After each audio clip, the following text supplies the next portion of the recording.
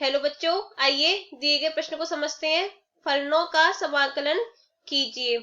Cot 4x-5 गुणा cosec 4x-5। तो आइए इसकी मुख्य अवधारणा पर चर्चा कर लेते हैं।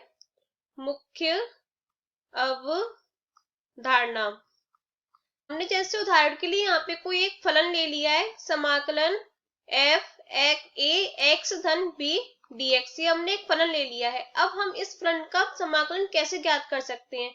तो ये जो अंदर वाला जो पद है उसको हम किसी चर के बराबर मान लेते हैं। तो क्या हो जाएगा, यहाँ से ax धन b बराबर t, यहाँ पे लिख देते हैं माना ax धन b बराबर t। अब इसका दोनों तरफ अवकलन कर देंगे। दोनों तरफ अवकलन करने पर तो क्या हो जाएगा? अवकलन करेंगे तो x का अवकलन क्या होता है? d over D x, x बराबर होता है 1। तो यहाँ पे क्या रह जाएगा? a रह जाएगा गुणा में। धन ये अचर पद का अवकलन क्या होता है? 0 होता है। और dx बराबर dt। तो यहाँ से क्या हो जाएगा? a dx बराबर dt। तो एक को इधर भेज दीजिए dt के पास, तो क्या आ जाएगा? dx बराबर 1/a dt। हम ऊपर वाले फलन को समीकरण 1 दे देते हैं, तो हम dx का मान समीकरण 1 में 1/a dt रख सकते हैं और ax धन b की जगह t रख देते हैं। तो हमें नया फलन क्या मिलेगा? समाकलन f t dt।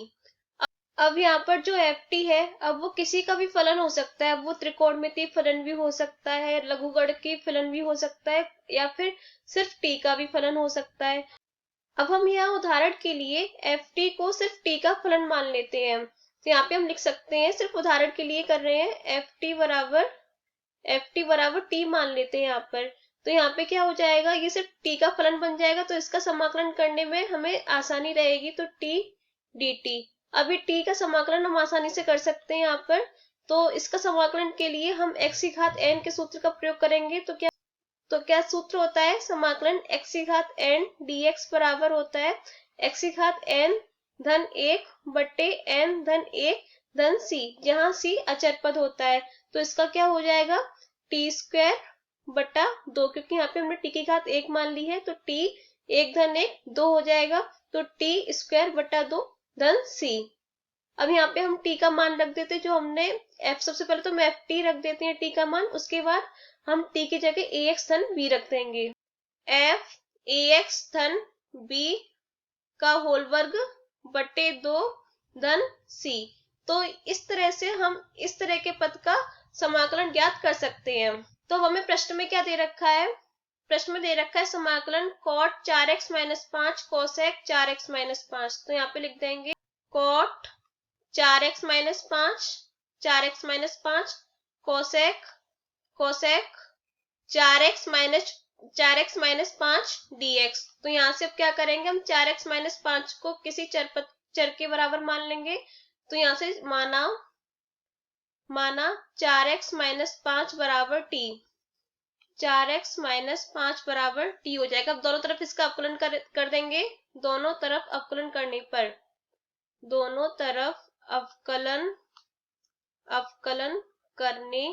पर तो क्या मिलेगा? 4x का अवकलन 1 होता है, भी बताया था पीछे। तो 4 माइनस ये अचर पद का 0 और गुणा में dx बराबर dt, क्योंकि हम x से सापेक्ष कर रहे हैं। तो यहाँ से क्या हो जाएगा? 4 dx बराबर dt। 4 को dt के पास भेज दीजिए, तो dx बराबर 1/4 dt। ये इसका अवकलन आ गया। तो यहाँ से dx का मान ऊपर दिए गए फलन में रख दीजिए तथा 4x-5 की जगह t रख दीजिए। तो हमें नया फलन क्या मिलेगा? cot t cosec t dt और 1/4 बाहर लिख दिया हमने। तो हमें ये नया फलन मिल गया। तो हम इस फलन का समाकलन कैसे ज्ञात करेंगे? ये एक सूत्र होता है, समाकलन cot कोसेक x dx बराबर होता है माइनस के कोसेक x बराबर माइनस का कोसेक x धन c। ये एक समाकलन का सूत्र होता है। तो यहाँ से क्या हो जाएगा? यहाँ से हो जाएगा माइनस का 1/4 कोसेक t धन c। ये हमारा ज्ञात हो गया। अब यहाँ से हम t का मान रख देते हैं। क्या माना था हमने t को? t माना था हमने 4x-5, तो रख दीजिए -1/4 कोसेक 4x-5 धन c। यही हमारा उत्तर है। आशा करते हैं कि आपको ये प्रश्न समझ आया होगा। धन्यवाद।